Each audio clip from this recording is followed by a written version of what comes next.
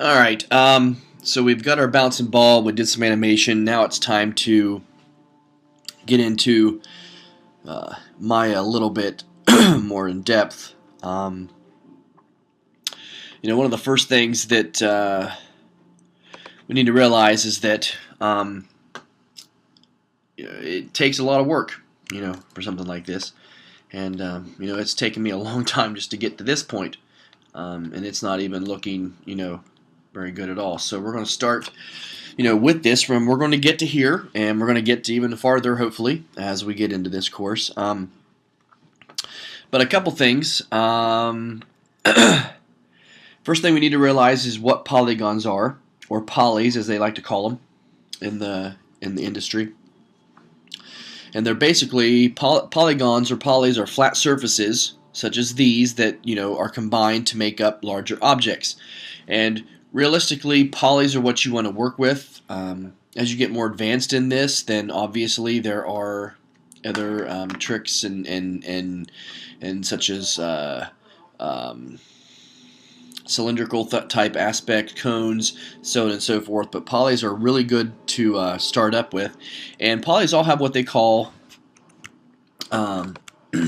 faces, which is what these are right here. And polys also have what are called vertex points, which are these basically points right here where they intersect. And they all have X, Y, and Z coordinates for their their location. And if we move them, any sort of movement, any sort of change, I should say, in their position indicates some sort of movement, whether it's the whole object or just, an aspect of it. So that's one thing to understand as well. They also have what's called edges, and edges make up the border of the polygons. And then, like I said, lastly, we have faces. So we have vertex, we have edges, and we have faces. And these are called quads for polygons. Okay, quads are polygons with 4 edges, and you really only want to have 4 edges. There's third-party things such as ZBrush and Mudbox, all that sort of thing. They use they can edit Maya objects, but they do not use what's called Ngons, and it's Ngons. And those are basically 5-sided.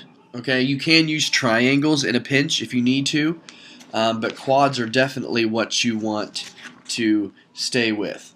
Okay, and it's extremely easy to make these Ngons, because if you delete something accidentally, that could add a 5th point or a 5th side, and you don't want to do that. Okay, so getting started here.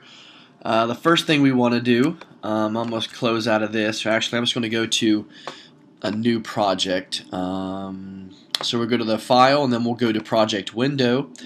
And I'm going to make a new project. And I'm going to call this class model. I have my own, but I'm going to make a new one. Now, I typically save all of mine in my documents, because Maya will put a Maya folder in your documents, and if you click on that, it'll have projects. But for me, since I already have my own copy, I'm just going to make this video and place it on the desktop.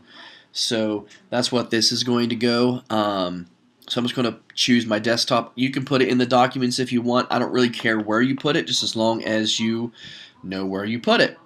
And then notice all of our folders are here like we did for the bouncing ball. And if I accept, there's my class model. It has all the folders in it that we would possibly need. All right, then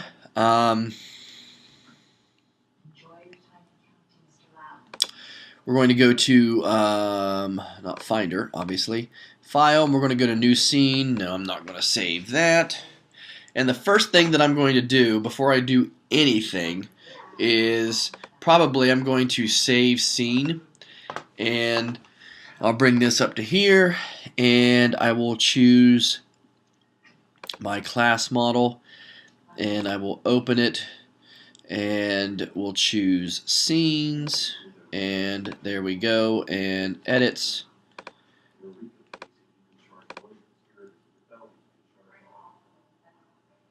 Hold on a second. That's kind of weird. Oh yeah, I guess it would help if I give it a file name, huh? So we'll just call this scene 1 model. If I could type, that would be even better. And we'll save as. If we come into here, notice our class model, and we find scenes in our edits, and there it is. So, all right. So, now the next thing that we need to do, and this is really important because it can cause you a headache later on, is we need to import the images that we are going to use. And so to do that, we're going to go to View, and actually, let's go ahead and do this. I've given you a folder that has a character model. Let's open up your class model folder, whatever you named it, and inside your images folder, I want you to take those and I want you to paste those images in there. So now we should have the model sketch front and the model sketch side on there. And then if we, oops, wrong one. You know, you're wondering where to get some of these from. Well, it's pretty easy. If you go to Google and actually google.com/images and you type in front and side model sketches, you know, you can find all sorts of things that you could use. Like for instance here, you know, you could take this one into Maya if you wanted. It has a front and a side. Oh wow, that's kind of a scary one. So you know, it's not like you have to draw them if you don't want to. And obviously, like this one here, for instance, has a front, side, and back. So that's pretty cool. So now that we have those in the folder, we can come back to Maya here. And there's one really thing you have to remember what we're doing here is we don't want to be in perspective view to insert these images. We want to be in whatever side that the sketch is. So for the first example, we're going to put your cursor on there, press space, then put your cursor over the front, press space again. We're going to go to View, Image Plane, Import Image, and we're going to come down to we got to get to our folder here, class model, oops, images, and we're going to choose model sketch front. And if I back out, there he is. Now, we don't want to import the side image here because it'll just import it sideways, and that's not good. We want it to be facing towards us, not sideways. So, to do that, we'll press the space bar. We'll come down to where it says side, and we'll press the space bar again. View, import image. Come back to our folder here, images, and notice we're going to pick our side image. And then if we press the space bar, and then in perspective view, notice we now have the front and side. This would have been really bad news had we put this all on the same front, because this sideways image, instead of being facing this way, it had been facing perpendicular to our front image, and we would not be able to model it correctly. So that's something you definitely want to remember when importing your sketches. Alright, so we now have our images right here, but right now we're having a hard time. We would have a hard time modeling these if we kept it this way. So the first thing we want to do is we want to select our front plane, and notice how it turns yellow. And in the Z value, we're going to move it back in Z space. So we're going to take this and make this -12. Notice how it moves it back. Now in this case, we're going to move this one over to this edge. So if this is Z, what do you think this plane is? This is, and we all know that Y is up, so it leaves it as X. So on this one, we need to select this plane. Notice how it highlights yellow. And we're going to take this and make this -12 as well. And press return. And now notice that we have our images on a plane where we can actually edit them. Okay, so now these images are at the edge of the grid. Front and side views are where they need to be. and they're not in the center. So now we can start by modeling our character. Alright, we're going to start modeling our character with a polygon cube. And this is called box modeling. Probably the easiest way to get started in Maya without getting yourself too confused. And so to do that, what we basically need to do is we need to come up. Yeah, I have a cold. It's lovely. We need to come up to Create. We're going to go to Polygon Primitives, and instead of clicking the cube, we're going to click the Option box. Pretty little handy thing to do, especially when you're starting out. It just makes it easier. You can adjust it if you need to, and I think it's easier than just drawing out or just placing a cube itself. So we're going to put 5.5, 5.5, 5.5, because after all, it is a cube, so it has to be the same. And for the width division and the height division, we're going to put 4. So it's basically going to have 4 rows, okay? And the depth division, it's going to have 3. And go ahead and hit Create. And as you can see, we have a box here. And let's go ahead and press 5 to shade it in. And now we have this. So now we need to get it up to where we can actually model it correctly with our figure. So we're going to take the Move tool, and we're going to click up here on our green arrow, on the Y arrow, and we're going to move it around. If we hold the Alt key in on our keyboard and scroll around, we can see that it's pretty even with that, and it's also pretty even with our face. So there we have it. There's a good way of getting started, and now we have a cube that we can actually change. Now, what we want to do before we get too far in is we want to go ahead and change this to polygons instead of animation, because that's what we had it on for the bouncing ball. We're going to change this to polygons because right now we're just editing our character. We're not really doing anything to it as far as animating wise. And we want to make sure this says Keep Faces Together under Edit Mesh, although later on I found that there's a problem with Maya 2013. Hopefully in 14 and 15 they get the bugs fixed out a little bit, and it's not so it's not sketchy as because we'll see later what this should do. We kind of have to have our own little workaround for it. So make sure that's checked. I just unchecked it, so I had to recheck it. And then we're going to rotate, and we might want to zoom in here. And we want to actually also right click on our model, and we want to choose faces, because now all of the faces that we have on our box are able to be selected, because that's what we're going to work with here. All right, so with that said and done, we're going to tumble this to where we can see the bottom of this, and we're going to click that face, and we're going to hold in Shift, and we're going to click the really.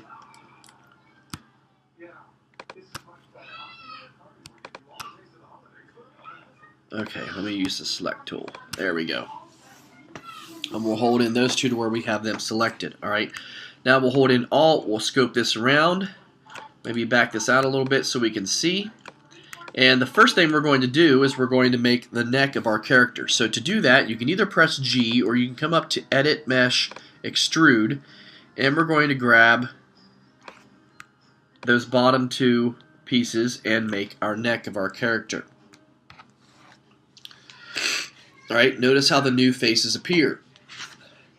Alright, with the bottom faces still selected, we're going to press G again, or you can go up to Edit, Mesh, and Extrude.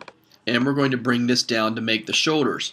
Now, we're going to want to expand this out so we can actually start making the body. So we're going to grab, not the arrow, but the box. Notice how if I grabbed the arrow, it just angles it this way. I want to grab the box and to make it to where it's about the same size as our shoulders here. Alright, so now we're going to press G again. And we're going to bring this down to where it's right down to where the bottom of his torso is. So now we're starting to have somewhat of a good model here. We got a head, we got some shoulders, we got expanded out to where we can make the body, and then that's what we've done. So basically G adds it to where you don't have to come up here and keep hitting extrude. You can just press G and grab your arrows and move them how we need to. Alright, so we're going to press space so we can get in perspective, which I think is what we were already in. And we might toggle this down to where we can see the bottom. I'm going to take my selection tool, and we're going to select the model's left foot, or the right side of the model as we're looking at it. We're going to pick that, and then we're going to return to the front view, and we'll need to press 5 so we can see the scale here. Wow.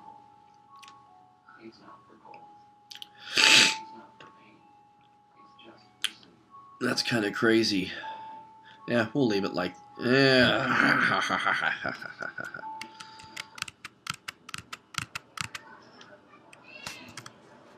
You know what? Go back a little bit, and if you're in the front, we need to actually expand our view here. So make sure you're in the front model. You might have to back up to get. If you need help, I'll help you. It's no big deal. And then let's choose our select tool. We'll do this. Pick that. Then we're going to come back to our front view again. We're going to press G, and we're going to extrude our leg here. And go ahead and move it over to the side. Notice I grabbed the arrow, not the box this time. And then now, we're going to press G again. And we're going to bring this down to make the foot. Now, we got the front of the foot, but we don't know how long to make the foot stick out. So in this case, we're going to go to the side view. We'll press 5 to model our shade. And if we turn this, oh, actually, let's go back to perspective. And let's rotate this around because we're going to need to select the front face of here. Now we'll come to the side view, and we're going to press G to extrude it, and we will pull it out to match the length of his foot. Alright, so now we have that done. We have the foot, we have the leg. We're going to switch to perspective view again, and notice how our model is starting to come to shape, looking pretty good.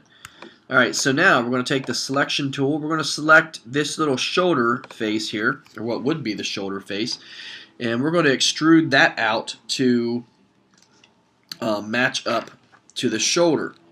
So we're going to pick that, then we're going to go back into front view.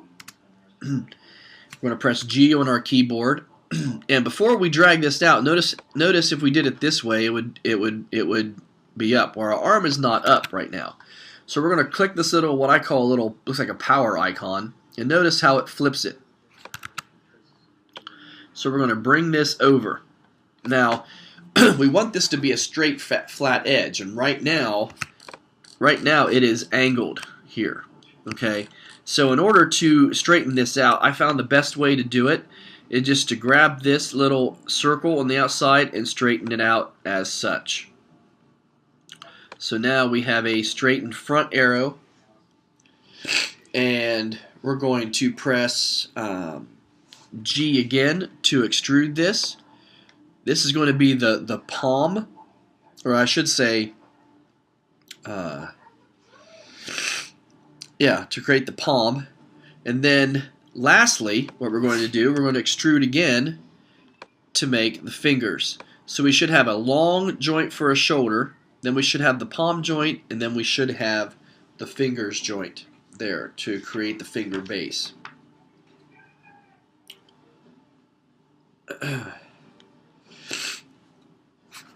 Alright, so before we go any farther, let's go ahead and save our scene. That way we don't lose everything.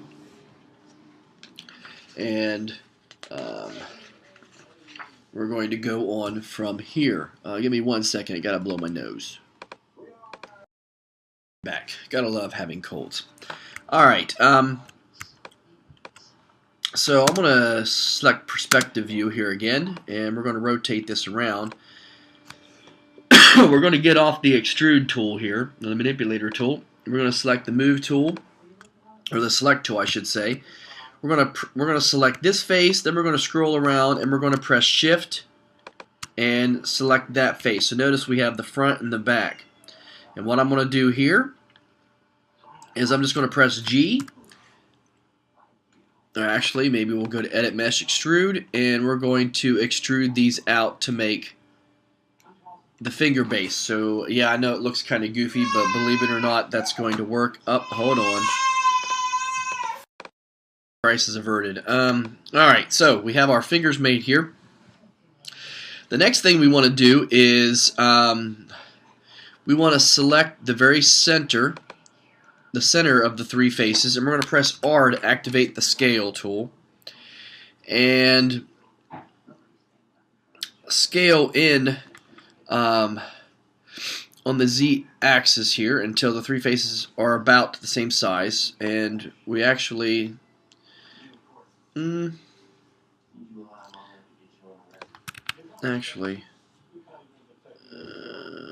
they looked pretty darn close to begin with.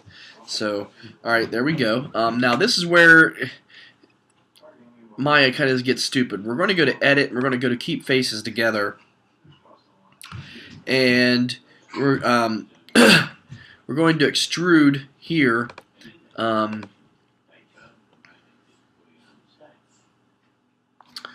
going to select, I should say, the three faces here by clicking in the middle, and we're going to Edit Mesh, and we're going to extrude.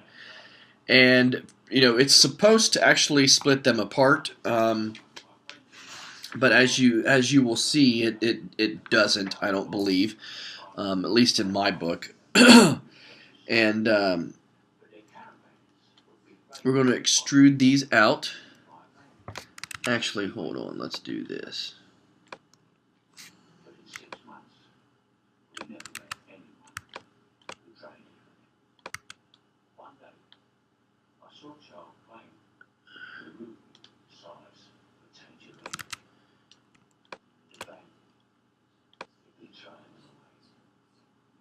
We're going to extrude these out here to make our fingers.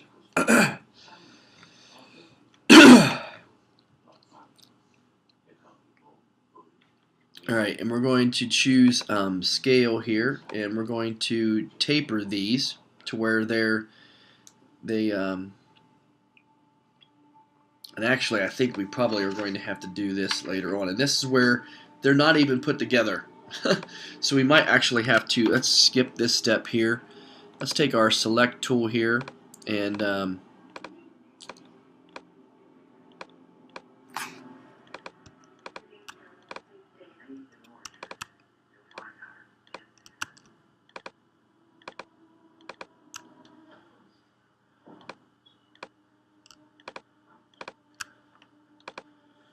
going to move this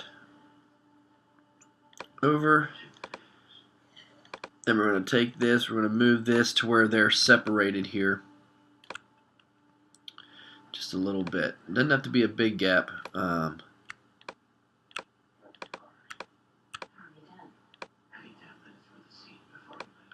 There's that. And then we're going to select the three faces again, and we're going to press the scale tool, and on the Z axis we're going to taper these down a little bit so it looks like they're a little bit thinner in the front than they are in the back. And believe it or not, Maya was supposed to do that for you when we did the whole Keep Faces Together, when we unchecked that. Why it didn't do it, I don't know. I guess a glitch, and we had to do it ourselves. Okay.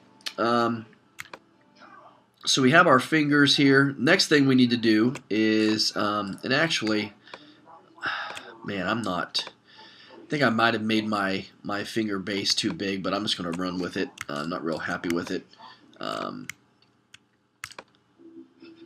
But that's it, neither here nor there. We're going to take this face here, and we're going to make a thumb.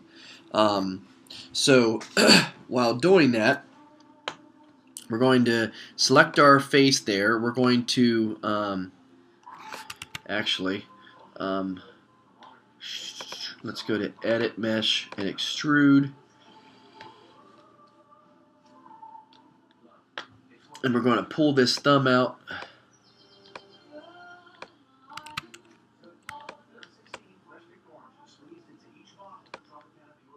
A little bit. Then we're going to use our scale tool, and we're going to scale it down. We might, yeah, that looks good. So we have our thumb, we have our 3 fingers, and actually, I think I'm going to go back. I'm going to extrude this out a little bit farther. Yeah, there we go. Scale this down and give us our thumb. So that looks a little bit better. Alright, so there we have our model. We've talked about polygons, their faces, how G is the shortcut to extrude. We've used the scale tool to taper our fingers. And yeah, you guys have done a lot. Believe it or not, that's awesome that you guys are getting this far. And because character modeling is not an easy thing, we're going to save our scene, and our project window is good, and we will pick up with here on the next video. And I hope you guys are following along with these videos, because there will be a quiz over them. I have lots of good questions for you, so make sure you watch it. And I'll even put these up on YouTube. That way, if you're at home and you want to watch them and you're bored, you can. And I'll see you in the next video.